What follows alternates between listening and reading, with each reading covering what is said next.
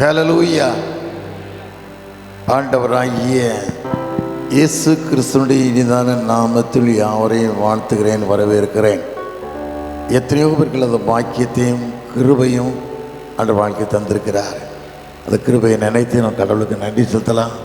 அது மாத்திரமல்ல, இந்த நாளை விசேஷித்த ஆசரிப்பு நாளாய், கர்த்தருக்கு மகிமை செலுத்தக்கூடிய நாளாய், கர்த்தர் கொடுத்த பெரிய பாக்கியத்தை நினைத்து அன்பு தகப்பனார் சிலையாவுக்காக, ஐயாவுக்காக, அம்மாவுக்காக, உதவி குருவான தம்பிக்காக, திருச்சபை செயலாளர், பொருளாளர் கமிட்டி உங்கத்தில் யாருக்கும் நன்றி செலுத்துகிறேன்.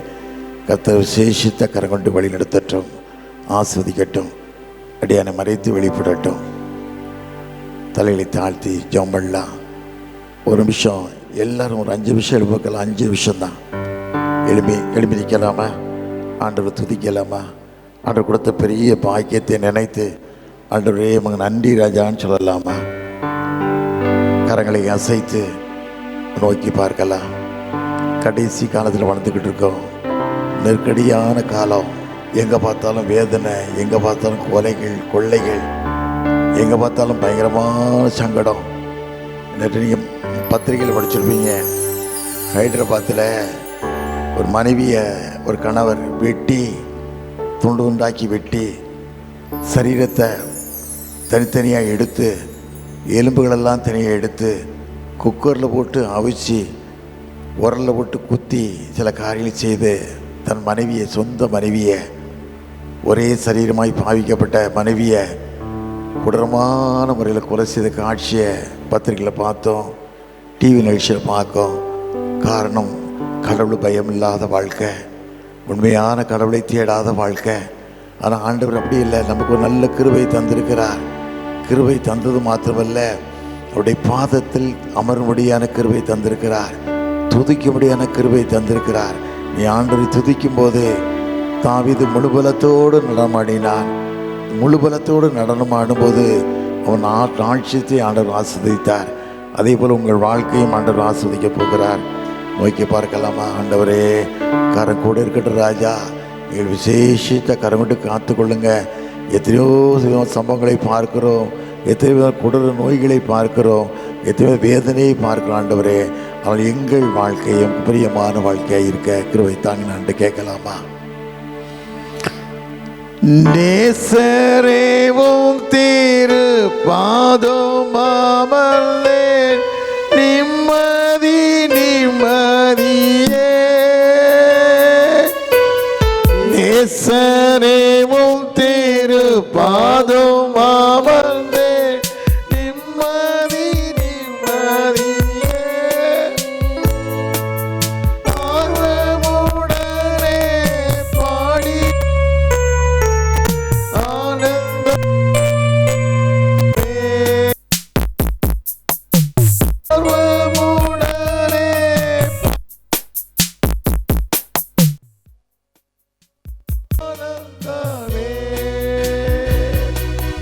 அடைக்கலமே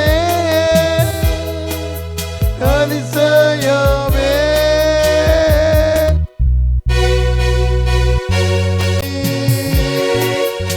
ஆராதனை.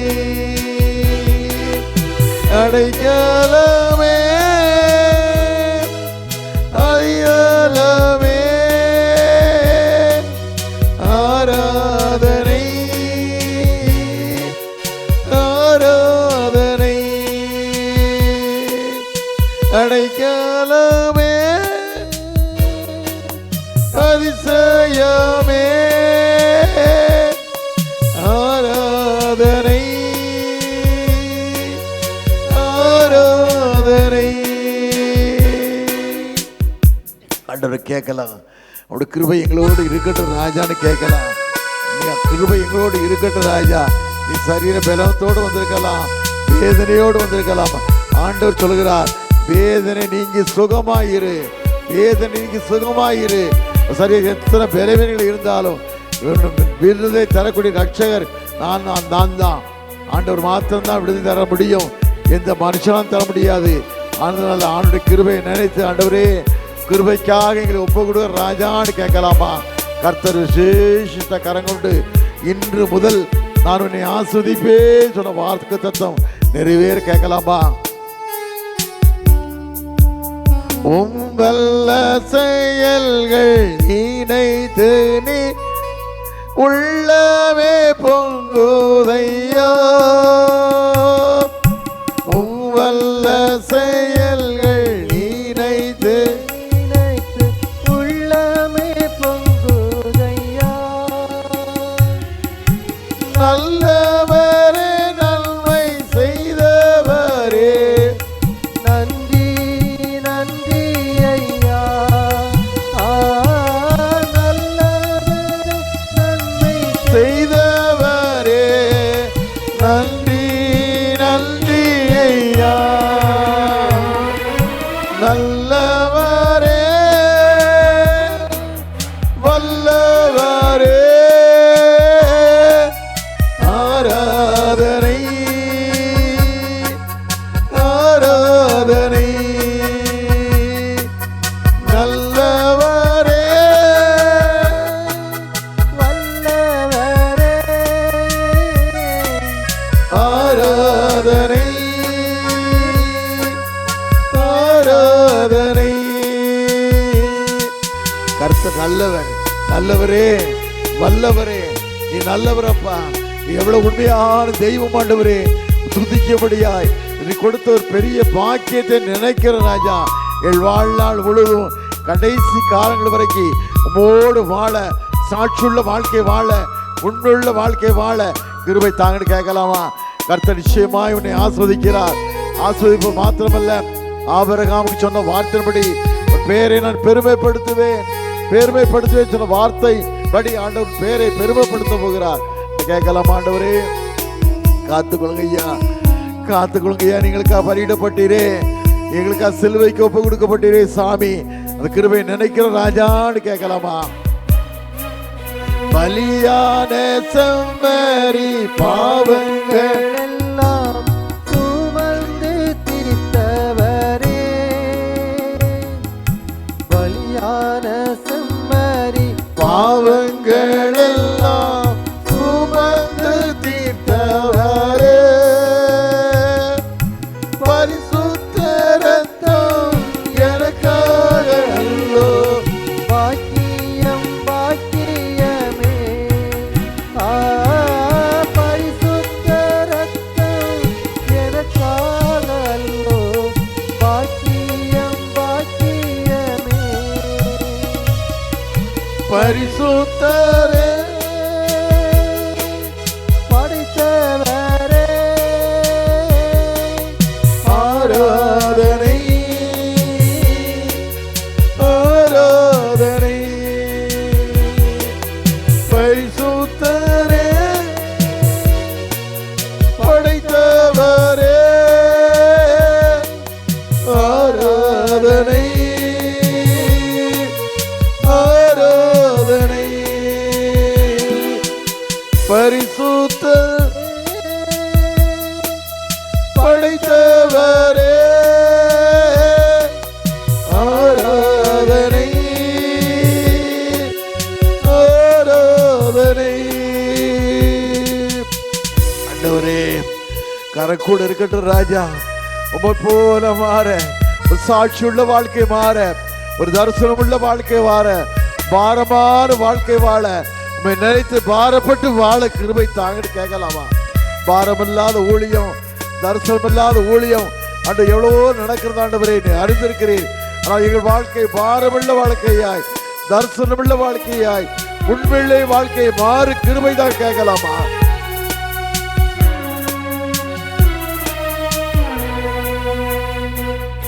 எத்தனை இன்னல்கள் என் வாழ்வில் வந்தாலும் உம்மை பிரியேன் ஐயா. எத்தனை இன்னல்கள் என் வாழ்வில் வந்தாலும் உம்மை பிரியேன் ஐயா. ரத்தமே சிந்தி சாட்சியாய் வாழ்வேன், நிச்சயம் நிச்சயமே. ரத்தமே சிந்தி தரிசனம், பாரம், கவலை ஆண்டவர் வாழக்கூடிய காவலை, ஒரு பாரமுள்ள வாழ்க்கை தாங்காண்டவரே, ஒரு தாகமுள்ள வாழ்க்கை தாங்காண்டவரே. கிறிஸ்தவனாய் வாழுவதனால உண்மையாய் வாழ, ஒரு தரிசனத்தோடு வாழ, பாரத்தோடு வாழ, மாயமான வாழ்க்கை வேண்டாம் ஆண்டவரே. உண்மையாய் வாழ கிருபை தான்னு கேட்கலாமா? கர்த்தர் நிச்சயமாய் இவனை ஆஸ்வதிக்க காத்து கொண்டிருக்கிறார். இஸ்ரவேலை ஆசிர்வதிப்பது கர்த்தருக்கு பிரியம் என்று சொன்னாரே, அதே தெய்வம் இன்னைக்கு உன்னை ஆஸ்வதிக்க போகிறார், உன்னை ஆஸ்வதிக்க போகிறார்.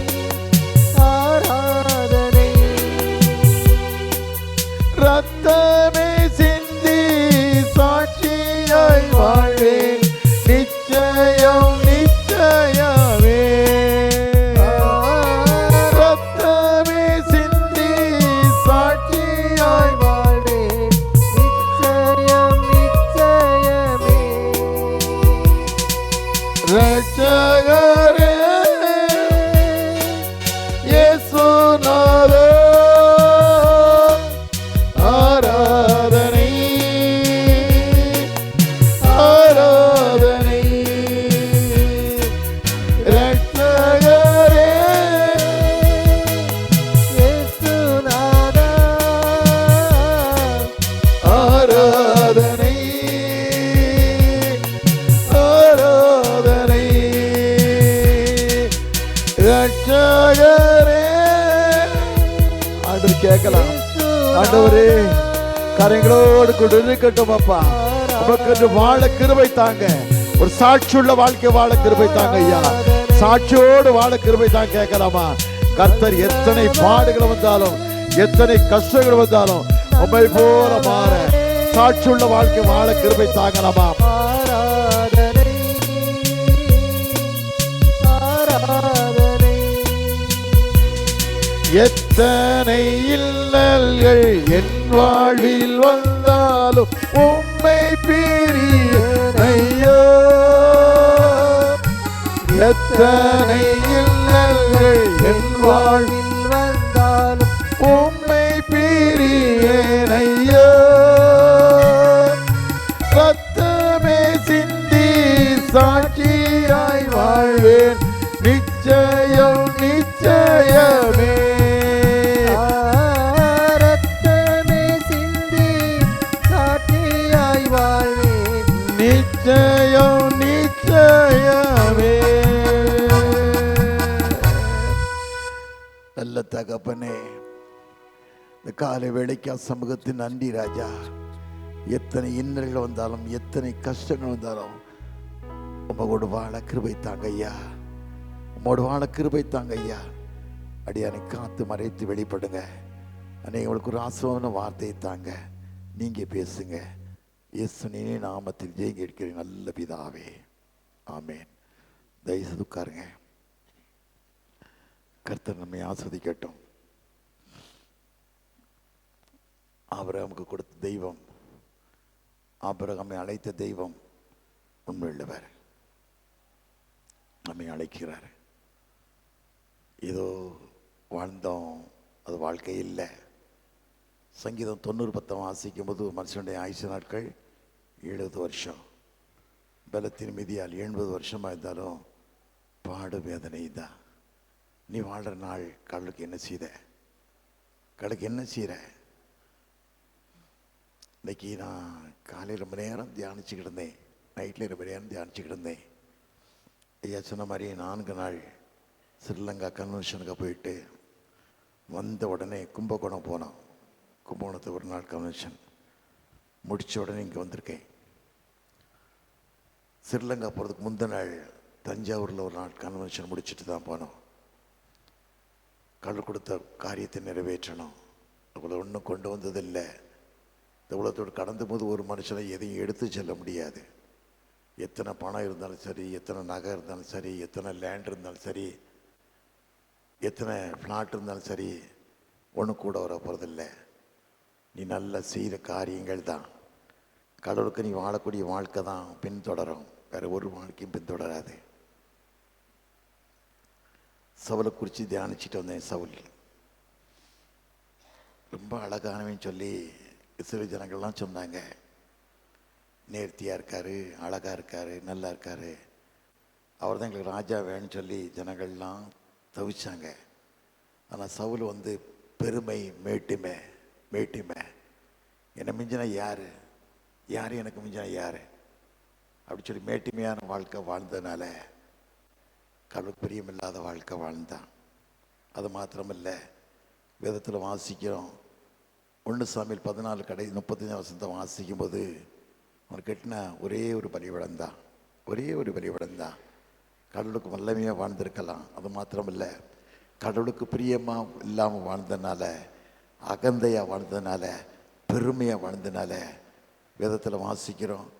1 சாமுவேல் 31:4 வாசிக்கும் போது பட்டயத்தை நட்டு அவனே செத்து போகிறான். காரணம் கேட்டா கடவுளுக்கு பிரியம் இல்லாத வாழ்க்கை, கடவுளோடு வாழாத வாழ்க்கை, உண்மை இல்லாத வாழ்க்கை. அப்படிப்பட்ட வாழ்க்கை வாழக்கூடாது. அவட கேட்பார், உனக்கான மரிச்சனே, உனக்கு ரத்தம் சிந்தினே, நீ என்ன செய்தன்னு ஆண்டு கேட்பார். நீ வாழ்கிற வாழ்க்கிறது தான் பிள்ளைகள் வாழ்வு செழிக்கணும் அப்படின்னு சொன்னால், பிள்ளைகள் வாழ்வு ஆசீர்வாதமாக இருக்குன்னு சொன்னால், உன் கணவன் வாழ்வு ஆஸ்வதிக்கணும்னு சொன்னால், வாழ்கிற வாழ்க்கை கடவுளுக்கு பிரியமான வாழ்க்கை வாழணும்.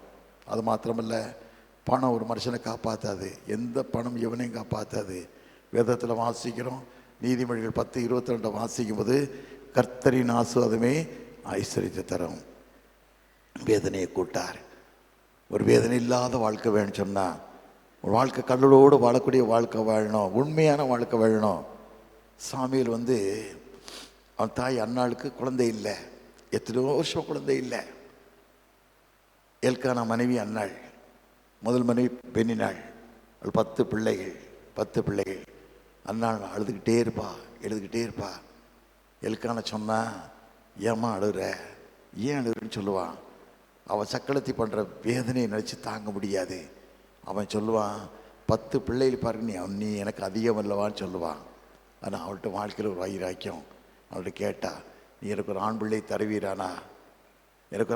தருவீரானா, உனக்கு பிரியமான வாழ்க்கை வாழ்த்து கிருபையை வளர்ப்பேன்னு சொல்லி ஒரு சாட்சி கொடுத்தது மாத்திரமில்லை, ஒரு மகிமுள்ள வாழ்க்கை வான்னு சொல்லி கேட்கா. பிரதான ஆசாரியன் ஏலி, 98 வயசு நம்பி ஏலி தேவாலயத்தில் உட்காந்துருக்கா, ஜெபம் பண்ணிக்கிட்டு இருக்கா. ஜெபம் பண்ணுற காட்சியை பார்த்த உடனே ஏலி சொல்கிறான், எந்த மட்டும் குடிச்சிருப்ப, குடி ஒன்று விளக்குமா. அவள் சொல்லுவா, ஐயா நான் வேசிய மகள் அல்ல, மனக்கிள ஸ்ரீன்னு சொல்லுவா.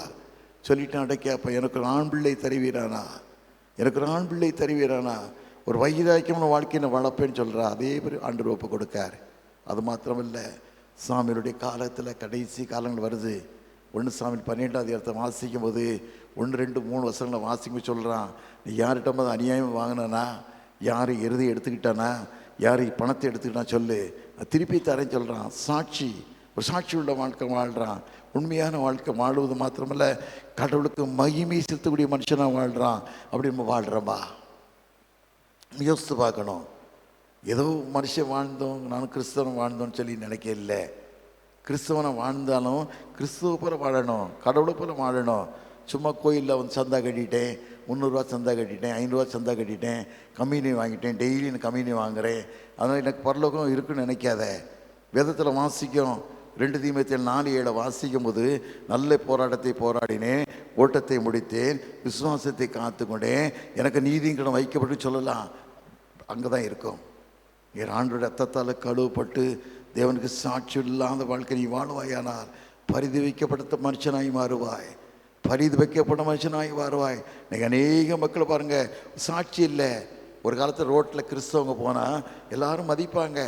என்ன சொல்லுவாங்க, கிறிஸ்தவங்க போகிறான் சொல்லி வணங்குவாங்க. இன்றைக்கி என்ன சொல்லலாம், திருட போகிறாங்க.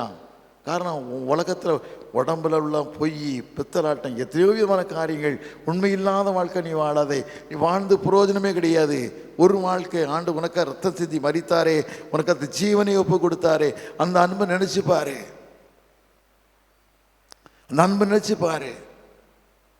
உனக்காக எத்தனை விதமான பாடுகளை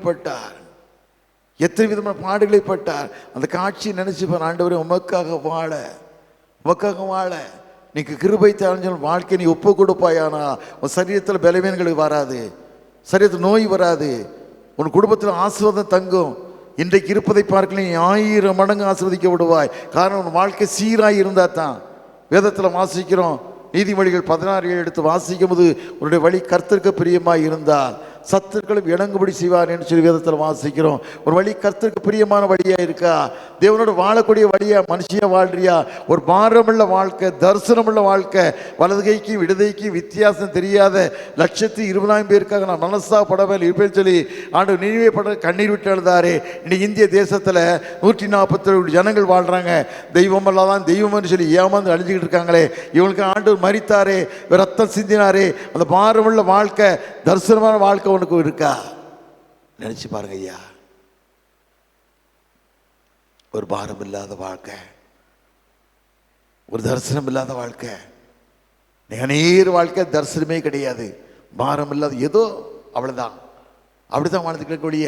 நான் பெரிய சர்ச்சில் போறேன், நான் கதீட்ரல் மெம்பராக இருக்கேன், கதீட்ரல் மெம்பர் பரலோகம் உனக்கு எழுதியா கொடுத்துருக்கு, நீ பண்ணுறது தான் அயோக்கியத்தனம், பண்ணுறதுல திருட்டுத்தனமான வேலை, அப்படியே ஆண்டவனை ஆஸ்வதிக்க முடியுமா?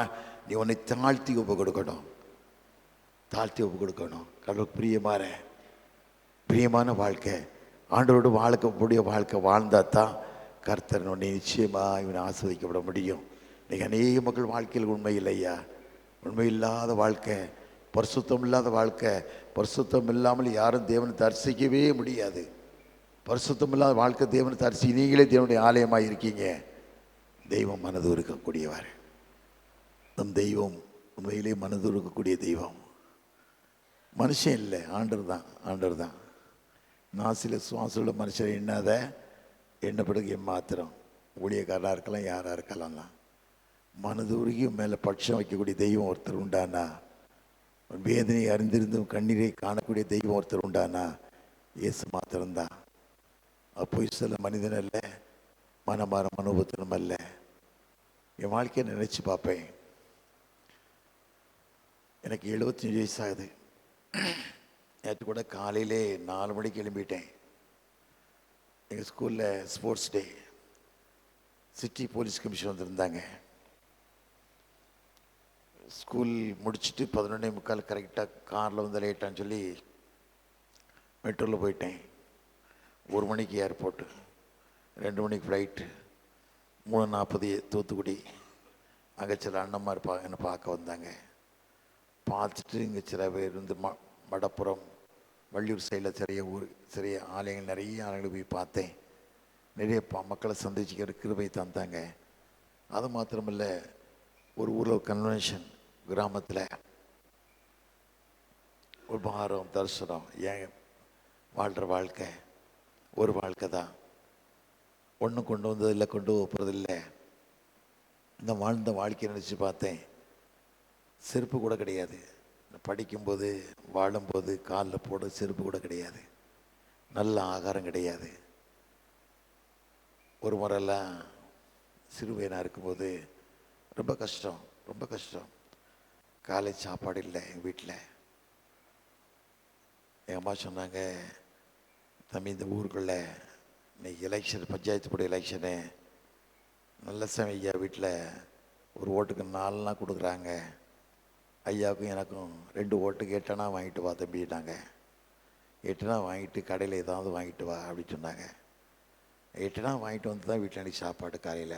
நினச்சி நான் பார்த்தேன், ஒன்றுமே இல்லாமல் வாழ்ந்த நமக்கு, ஒன்றுமே இல்லை, செத்த நாயிலும் கேவலமாக வாழ்ந்த எனக்கு.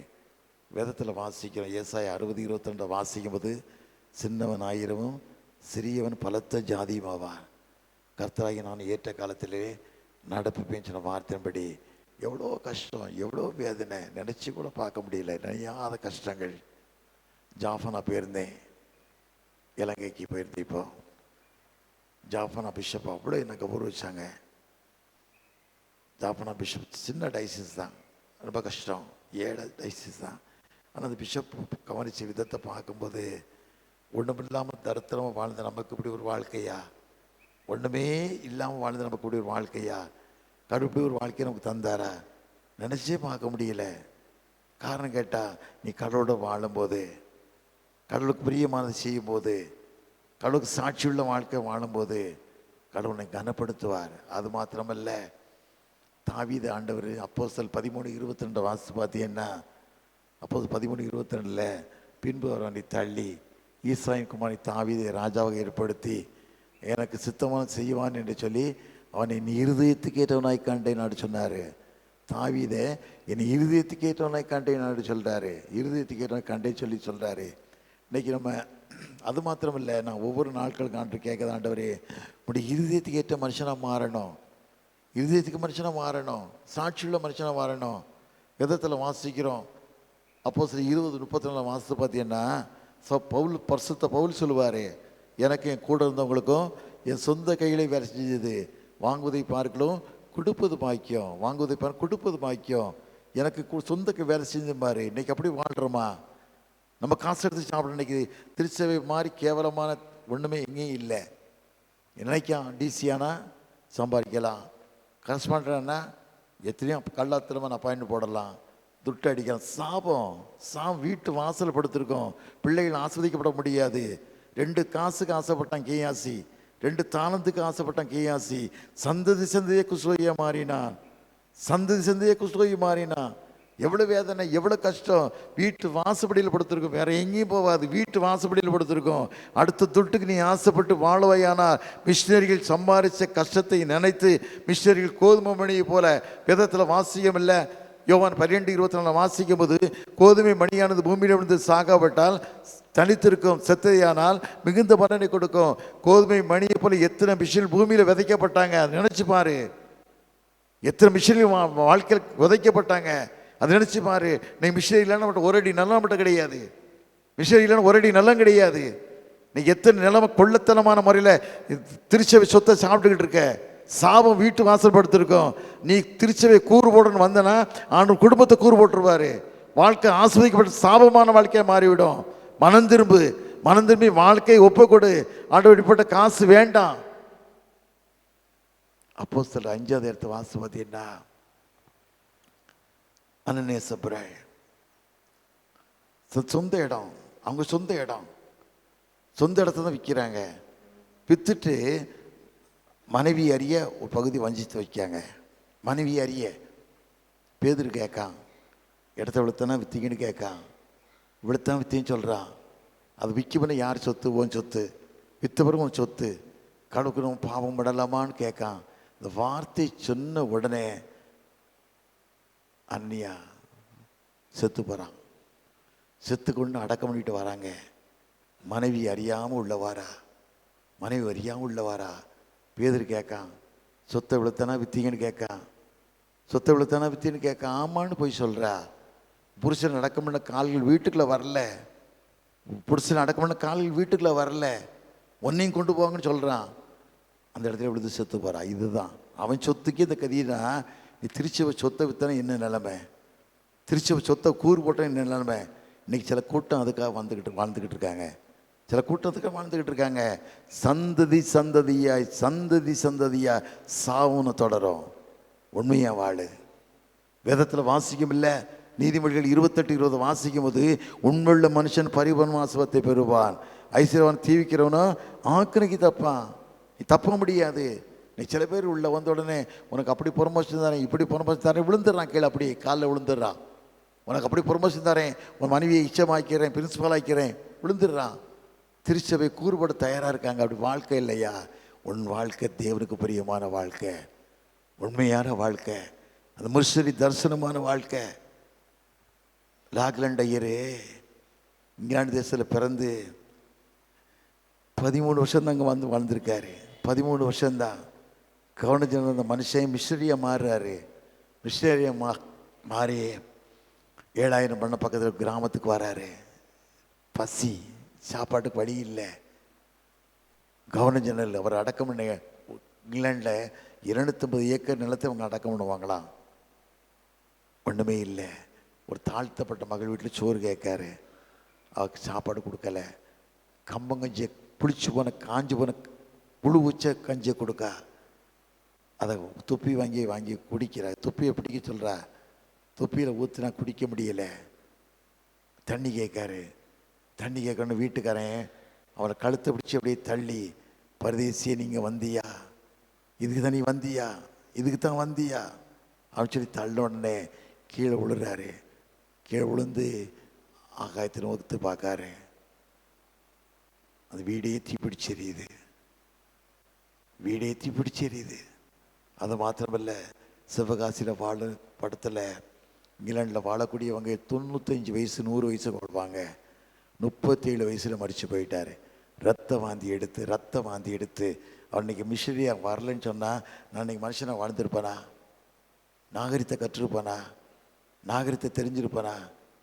எப்படிப்பட்ட கஷ்டங்கள் அனுபவிச்சார் பாருங்க. எவ்வளோ வேதனை, எவ்வளோ கஷ்டம், எவ்வளோ கண்ணீர் நினச்சி பார்க்கணும் பாருங்க. எஸ்ஆர்எஸ் இருக்கணும். பண்ணை விளக்காரர், பண்ணையில் பிறந்தார். அவர் தரிசனம் 1 லட்சம் திருச்சபை. அவர் கட்டினது 10,277 திருச்சபை கட்டியிருக்காரு. 100 ஸ்கூலு, 5 செமினரி, 3 பைபிள் காலேஜ். பேரில் ஒரு சைக்கிள் ஒரு பேரில் கிடையாது. பேரில் அவர் பேங்க் பேலன்ஸ் எவ்வளோ தெரியுமா? 1,233 ரூபா 60 பைசா பேங்க் பேலன்ஸ். இவர் மனுஷன்தான். எமில் அண்ணே, நண்பர் ஆரம்பித்த எபில் அண்ணே, விஸ்வநேர எபில் அண்ணே, 1 லட்சம் கிராமம் சந்தித்த கிராமங்கள். அவர் படுத்தது பாய் ஒத்தரேன்னு தான். இதுதான் என் வாழ்க்கை. ஒரு பாரம் தரிசனமான வாழ்க்கை. உண்மை இல்லாத வாழக்கூடாது. கம்பீரமான வெட்டு பந்த வாழ்க்கை. நீ எத்தனை வருஷம் வாழ போகிற? நீ வாழ்கிற காலம் பொற்காலங்களாக இருக்கணும், உண்மையான காலங்களாக இருக்கணும், சாட்சியுள்ள காலங்களாக இருக்கணும். ஆண்டு கேட்பார்ல, உன்கிட்ட பொறுப்பை கொடுத்தனே, உன்கிட்ட நிர்வாகத்தை கொடுத்தனே, என்ன செஞ்ச? 40 வருஷம் 50 வருஷம் பின்தங்கி போயிடுச்சா? பின்தங்க நான் ஒன்று கொண்டு வந்தார், பின்தங்கி அழிவதுக்கு அவனை கொண்டு வந்தார். ஆண்டு பட்சிக்கிற அக்னி. யாரும் தப்ப முடியாது. இன்னைக்கு கடவுளை இந்து மக்கள், கடவுள் தெரியாத மக்கள்லாம் பயப்படுறான். சிவன் கோயில் சொத்து சாப்பிட்டா கோலம் அழிஞ்சோன்னு பார்க்கான். இவனுக்கு யாருக்கும் அந்த அறிவு இல்லை, யாரும் அந்த சிந்தனை இல்லை. அன்றைக்கு கூட ஒரு ஆள் என்ன கேட்குறான், ஒரு குருவாற்ற ஒரு ஆள் பேசியிருக்கான். இந்த டிஎஸ் லேசகட்டியாக வந்ததுக்கு எத்தனையோ கோடி சம்பாதிச்சிருக்கான் பைத்தியக்காரன். அதனால் கூட நாங்கள் எல்லாம் ஒதுங்கிட்டோம்னு சொல்லியிருக்கான். யார் பைத்தியக்காரன்? அந்த பணம் உன்னை காப்பாற்றுமா? அன்றைக்கி ஒரு டைசிஸ் ஆளுக்கு பார்த்தாங்க. என்ன சொன்னாங்க தெரியுமா? 2 கோடி செலவழித்தோம். நான் டைசிஸுக்கு 2 கோடி செலவழித்தேன், 50 கோடி 20 கோடி சம்பாரிச்சுக்கேங்க. அந்த பணம் நிற்குமா? பைத்தியம் ஆக்கிடும். திருச்சபை சொத்தை சாப்பிட்டு வாழணும்னு நினச்சேன்னு சொன்னால், திருச்சபைக்கு சாட்சி இல்லாத வாழ்க்கை நீ வாழ்வாய். ஆனால் வீட்டு வாசப்படி படுத்து வேற எங்கேயும் படுத்திருக்காது. ஒரு வாழ்க்கை, உண்மையான வாழ்க்கை, தேவனுக்கு பிரியமான வாழ்க்கை. தாவீது வாழ்ந்தான்ல, தாவீது கடவுள் பிரியமான மனுஷனாக வாழ்ந்தான்ல. ஆண்டவர் சொல்கிறார்ல, 1 ராஜாக்கள் 15:5 வாசிக்கும் போது, என் தாசனாகி தாவீதோ அப்படிப்பட்டவனும் அல்ல, குருகி அவனை மணி பட்சேபாளை தவிர வேறு ஒரு காரியத்தையும் தப்பாக போகலைன்னு சொன்னார். தாவீதோட வாழ்க்கையில் ரொம்ப கஷ்டப்பட்ட மனுஷன். அம்மா யோசபேத், உங்க அம்மா தாவீதுடைய தகப்பனார், ஒரு வசதி நிலக்கள் பெரிய சொத்துள்ள மனுஷன். வீட்டு வேலைக்காரி மேலே ஆசைப்பட்டான். வீட்டு வேலைக்காரி மேலே. இந்த வேலைக்காரி யார் கொண்டு வந்தான்னா, தாவீது அம்மா தான் கொண்டு வந்தாங்க.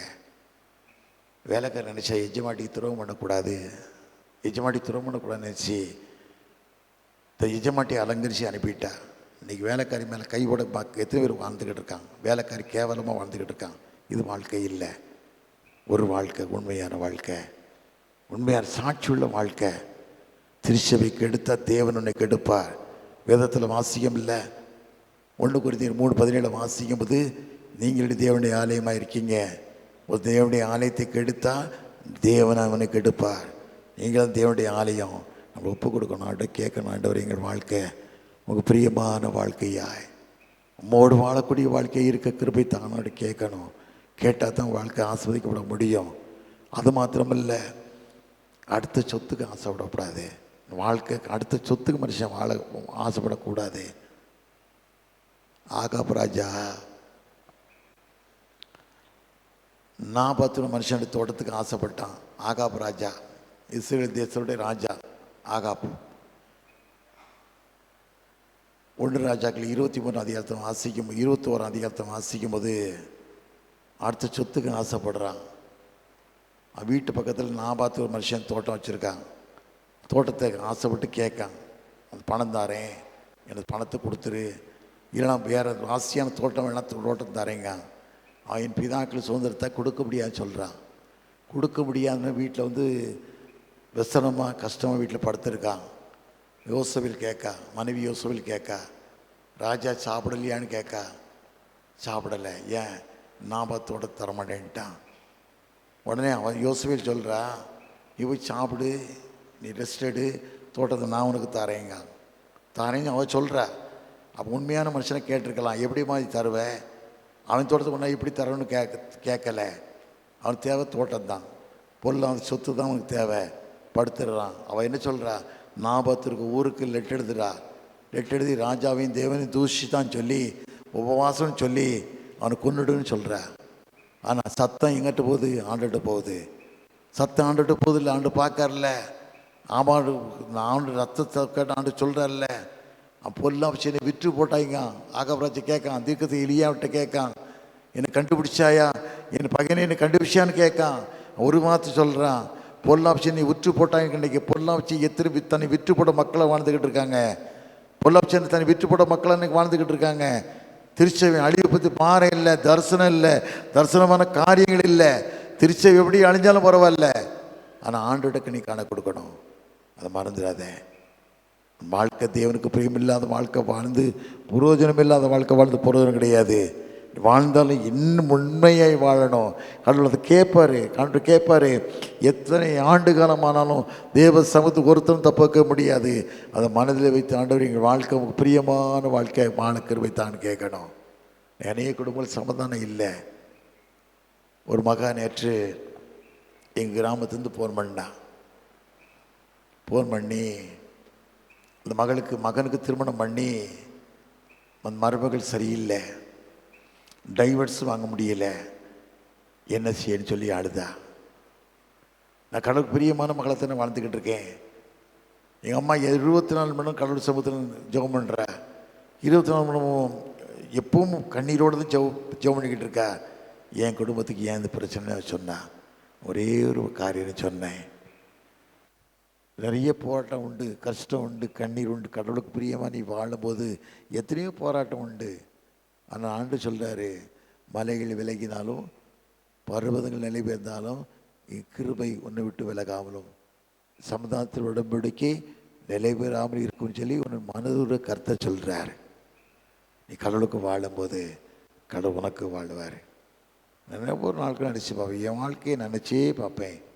ஒன்றுமே இல்லை வாழ்ந்த எனக்கு இவ்வளோ பேர் கிருபையாண்டு தருவார்னு சொன்னால் ஒரு சாதாரணமான காரியம் இல்லை. என்னோட கஷ்டப்பட்ட மக்கள் யாரும் இருக்க முடியாது.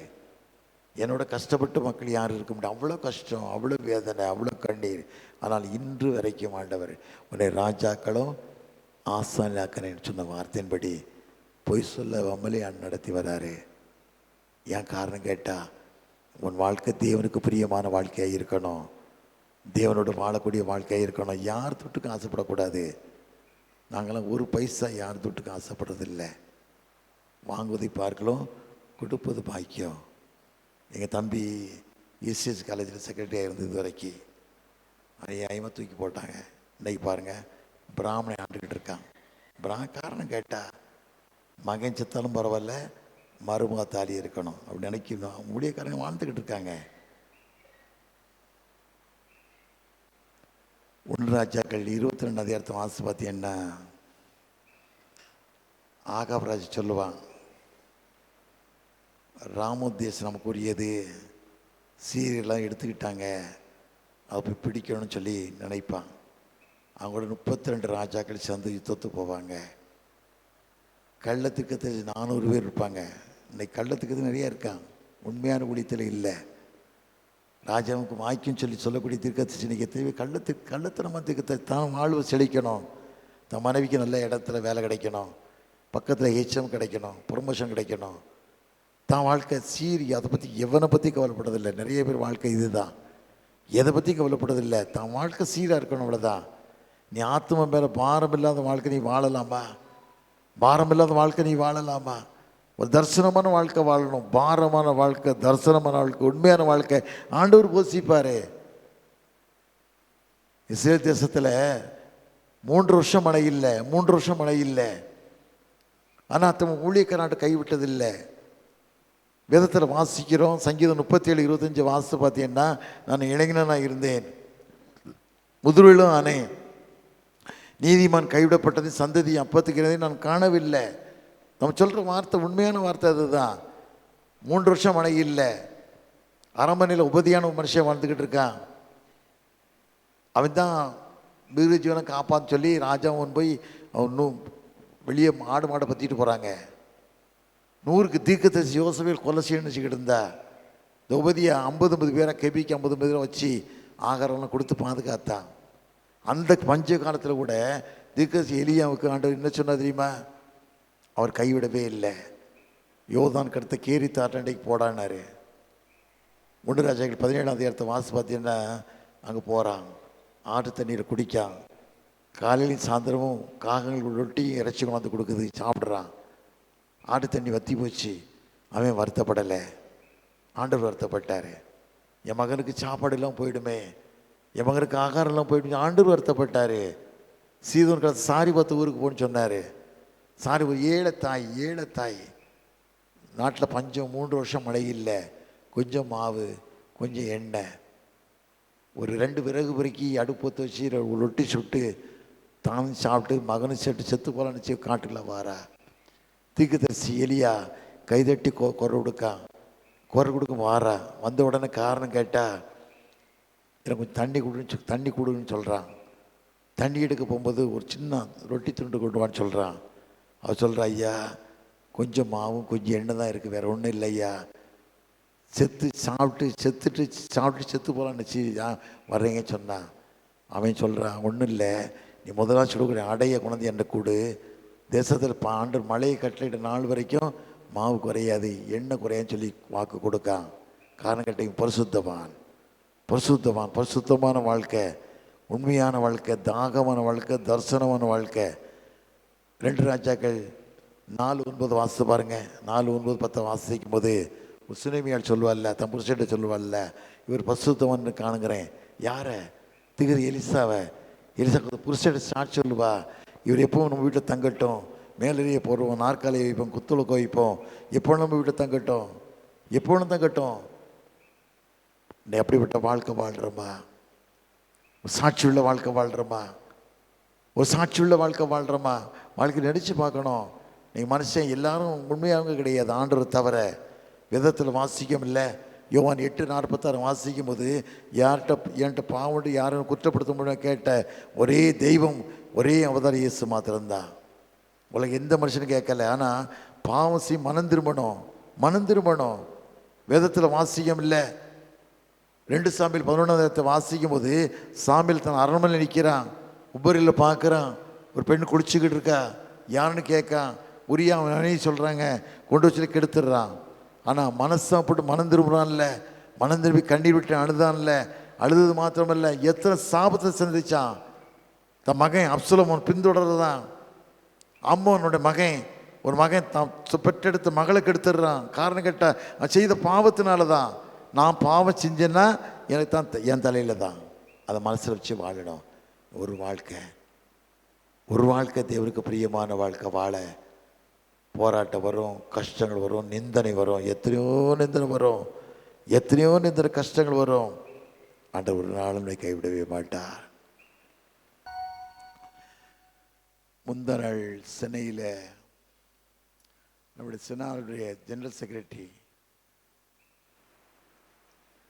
என்னை தேடி திருமண பத்திரிக்கை கொடுக்கறதுக்கு தேடி வந்தாங்க. பெர்னாண்டஸ் அண்ணன் தேடி வந்தார். அவர் தான் இப்போ சிறுபான்மைக்கு தலைவராக இருக்கா தமிழ்நாட்டில். போய் சொன்னார், அண்ணன் உங்கள் அட்ரஸை கண்டுபிடிக்க கஷ்டமே இல்லை, எங்கே பார்த்தாலும் உங்கள் இடம் தான் சொல்கிறாங்க, யார்கிட்ட கேட்டாலும் அண்ணாச்சி இடம் தான் சொல்கிறாங்கன்னு சொன்னார். நான் அவர்கிட்ட சொன்னேன் ஒரே ஒரு வார்த்தை, யோசுவா கண்டு வாக்கு கொடுத்தார்ல, நீ காலமதிக்கும் தேசம் அத்தனையும் சொந்தமாக தருவேன்னார்ல. சொல்லிட்டு நான் சொன்னேன், அண்ணே அவர் ஒரு இடத்த உட்காந்து இந்த இடம் மட்டும்தான் என்கிட்ட இருந்தது, 10 ரூபா வாடகை, 1968 10 ரூபாய்க்கு வாடகையாக இருந்தது. ஒரு மலையாளியுடைய இடம், அது திருச்சூரில் சேர்ந்த மலையாளியுடைய இடம். அவர் சொன்னார், ஐயா நான் இடத்த விற்க போகிறேன், 1000 ரூபா அந்த இடம், நீங்கள் வேணால் வாங்கிக்கிடுங்க, இல்லை வீட்டை காலி பண்ணி சொன்னார். அவனை தான் ஐயா என்கிட்ட ஒன்றுமே இல்லையே என்ன செய்யலான்னு கேட்டோம். அப்போ இடத்த காலி பண்ணுங்கன்னு சொன்னாங்க. அப்போ தான் எங்கள் அண்ணனுக்கு திருமணம் ஆகியிருக்கு, திருமணம் ஆகி சென்னைக்கு போயிருக்கோம் 68. அப்போ எங்கள் அண்ணியுடைய தாலி செயினை கழட்டி அப்படியே விற்று 1000 ரூபாய்க்கு இந்த இடத்த வாங்கினோம். இன்றைக்கி இந்த இடம் முழுதும் தெரு முழுதும் என் கையில் இருக்குது. காரணம் கேட்டால் கடவுள் கலந்த கிஃப்ட்டு, கடவுள் தந்த கிஃப்ட்டு. இன்றைக்கி எத்தனையோ சென்னையில் எத்தனையோ இடங்கள், எவ்வளோ இடங்கள், எத்தனையோ தோப்புகள், எத்தனையோ தோட்டங்கள். காரணம் ஈசாக்கு தேசத்தை விதத்தில் வாசிக்கும்ல. ஆதியாம் 26:12 வாசிக்கும் போது ஈசாக்கு தேசத்தை விதை தான் கர்த்தர் என்னை ஆசீர்வதித்தபடினால் 100 மடங்கு பலம் பெற்றான். நீ கடவுளுக்கு வாழும்போது கடவுள் உனக்கு வாழுவார்ல, உனக்கு வாழுவார்ல. அது இன்னைக்கு ஆண்டு கொடுத்த காரணேனே. எத்தனையோ சில திருச்சபையில் திருமணத்தில் குழப்பங்கள் நடக்குது, ஒன்றும் கவலைப்படலை. ஆனால் எனக்கு நம்பிக்கை உண்டு. நீதிமொழிகள் 23:18 வாசம்னா நிச்சயமாய் முடிவு உண்டு, நம்பிக்கை வீண் போகாது. நிச்சயமாக முடிவு உண்டு, நம்பிக்கை வீண் போகாது. ஆண்டு ரத்த சிந்தி சம்பாதித்து திருச்சவை நீ அடை வைக்கலாம் நினைக்கலாம். இன்றைக்கி நம்ம இடத்துல சில பேர் 1.5 ஏக்கர் நிலத்தை வச்சுக்கிட்டு சூதாட்டம் பண்ணுறாங்க. பெல் ஹாஸ்பிட்டலில் ஒருத்தர் ஷெட்டை போட்டுக்கிட்டு காலிபணம் பண்ணுங்காரு. இன்றைக்கி அவங்களால உங்களுக்கு காலி பண்ணக்கூடிய அளவுக்கு மனசில் தைரியம் கிடையாது, தில்லு கிடையாது. காரணம் அவங்களும் உனக்கு அடியாளாக வந்துடுறாங்க, உன்னை பாதுகாக்க நினைக்காங்க. திருச்சவை சொத்தை விற்கிறது நீ தொடைநாளே இருப்பான்னா தப்ப முடியாது, தண்டனை விட்டு தப்ப முடியாது.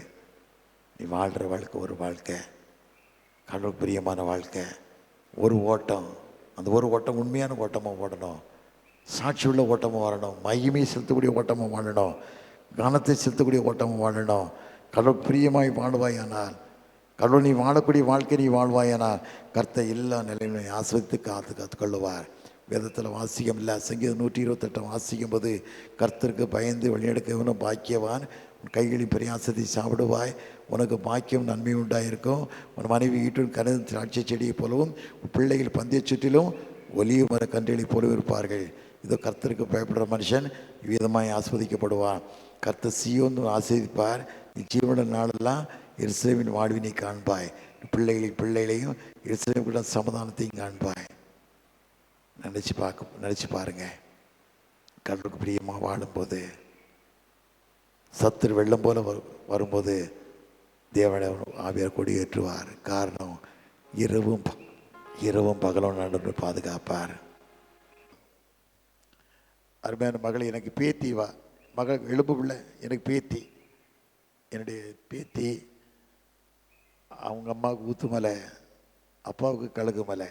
உட்காந்துக்கு வீட்டுக்கார அருமையான மியூசிக் டைரக்டர் தம்பி, ரொம்ப சந்தோஷம் வந்தது. ஊரில் 2 வருஷத்துக்கு முன்னால் தோசை நடக்குது, ஜனங்கள் இருக்க முடியல, எல்லாம் பாயை தூக்கிட்டு கோயிலில் ஓடுறாங்க, மழை. எல்லாம் வந்து என்கிட்ட சொன்னாங்க, ஐயா எவ்வளோ ஆலயம் கட்டுறீங்க, எங்களுக்கு ஒரு ஷெட்டு போட்டு கொடுக்கூடாதுன்னு சொன்னாங்க. ஒரு நாளில் ஒரு 2-3 நாளில் பிளான் பண்ணி கிட்டத்தட்ட 30 லட்ச ரூபாய்க்கு மேலே போட்டு ஷெட்டு போட்டு அழகாக கொடுத்தாச்சு. இன்றைக்கி அது மக்களை மறந்துட்டாங்க. நான் அது நினைக்கிறதில்லை. இன்றைக்கி எத்தனையோ ஆலயம் கட்டுறோம், எத்தனையோ காரியங்கள் செய்கிறோம், மனுஷன் மறக்காதான் செய்வோம். நான் சில சுவாசம் உள்ள மனுஷனே எண்ணாத ஆனால் கணக்கு பருவத்தில் போதில்லை. இன்றைக்கி குருவான், அன்றைக்கி அந்த குருவானே இன்றைக்கி வரல, திறக்கிறதுக்கு வரல, வீட்டை பூட்டிட்டு வெளியே போயிட்டார். இன்றைக்கி காரணம் கேட்டால் மேலே உள்ளவங்க தலைமை இடத்துல ஒடிச்சிருவாங்களோ பயம். ஏன்னா இவங்க பிடியில் அவங்ககிட்ட தானே இருக்குது. உனக்கு கயிறு உருவிடுவாங்களோ, சார்ஜ் உருவிடுவாங்களோ. இப்போ கூட லேட்டஸ்ட் நடந்தது, வாகுளத்தில் பண்ண செலவுன்ற ஐயர்வா இருக்கார், அவரை ஒரு மனுஷன் அடிச்சிட்டான். ஆಮೇಲೆ கேஸை வாபஸ் வந்து மீறிட சொல்லுது மாட்டேங்கிறாரு. ஆனால் சார்ஜ் உருவிட்டாங்க. பிறகு ஒரு மன்னிப்பு கேட்டு எழுதி கொடுத்த சார்ஜ் கொடுத்தாங்க. இதான் நம்ம நிர்வாகம். அதெல்லாம் வரக்கூடாது. ஜெபம் பண்ணுங்க. கிறிஸ்தவன் உண்மையாக வாழணும். கிறிஸ்தவன் உண்மையாக வாழாதனால தான் மீதியான கையில், பெலிஸ்தர் கையில் எல்லா மக்களும் ஆண்டவர் ஒப்பு கொடுத்தாரு. நம்ம கடவுள் பிரியமாக வாழணும். தலையை தாழ்த்தி ஜெபம் பண்ண நோக்கி பார்க்கலாமா? நேரம் கிடந்தாச்சு. நோக்கி பார்க்கலான்ட்டு கேட்கலாம். ஆண்டவரே கரங்களோடு கூட இருக்கிட்ட ராஜான்னு கேட்கலாமா? உமக்கு பிரியமான வாழ்க்கையை வாழ கிருபை தாங்கன்னு கேட்கலாமா? கர்த்தமை ஆஸ்வதிக்க காத்து கொண்டு இருக்கிறார். பேரை நான் பெருமைப்படுத்துன்னு சொன்ன தெய்வம் பொய் சொல்லவே மாட்டார். மனுஷன் பொய் சொல்லுவான். மனுஷன் ஏமாத்துக்காரனை வாழலாம். 2 தீமோத்தேயு 3ஆம் அதிகாரத்தை வாசித்து பாருங்க. 2 தீமோத்தேயு 3ஆம் அதிகாரத்தில் 1லேருந்து 5 வசனங்கள் வாசித்து பாருங்க. நானும் கடைசி காலங்களில் கொடிய காலங்கள் வரும் என்று எண்ணுவாயாக. மனுஷன் தற்பரியையும் பணப்பிரியராயும் வீம்புக்காராயும் அகந்த உள்ளவர்களாயும் தேவ ஊழியத்தின் வேஷத்தை தரித்து மறுதளிக்கும் வாழ்வாங்க. நீயும் அவளை விட்டு விலகு. இதாண்ட சொன்ன வார்த்தை. நம்ம ஒப்பு கொடுக்கணும். தேவ சமூகத்தை கேட்கணும். ஆண்டவரே எத்தனை மிஷன்கள் எத்தனை செய்தி சம்பாதித்து திருச்சி வைப்பா. அழிவதும் சித்தமல்ல, அழிவது சித்தமல்ல. நாங்கள் பதவிக்கு வாழக்கூடாது. ஏதோ கரஸ்பாண்ட் கிடைக்குது, போஸ்டிங் கிடைக்க வரக்கூடாது சாமி. ஒரு வாழ்க்கை உண்மையான வாழ்க்கைகளை ஒப்பு கொடுக்க கேட்கலாமா? கர்த்தர் நிச்சயமாய் உன் பேரை நான் பெருமைப்படுத்துவேன் சொன்ன தெய்வம் உன் பேரை பெருமைப்படுத்த போகிறார். நல்ல தகப்பனே, கால விளைக்க சமூகத்தின் நன்றி ராஜா. ஒரு வாழ்க்கைப்பா, ஏமாற்று வாழ்க்கை கூடாதாப்பா. உண்மையாய் வாழ கிருபை தாங்க. திருச்சபை பாரத்தை தாங்கப்பா. நீ கணக்கு கூடிய ஜமானாய் வரப்போகுது சாமி. நாட்களில் கணக்கு உமக்கு உண்மையாக இருக்க கிருபை தாங்க. எல்லா காரியத்தையும் பொருட்படுத்த உள்ளங்க, வழி நடத்துங்க.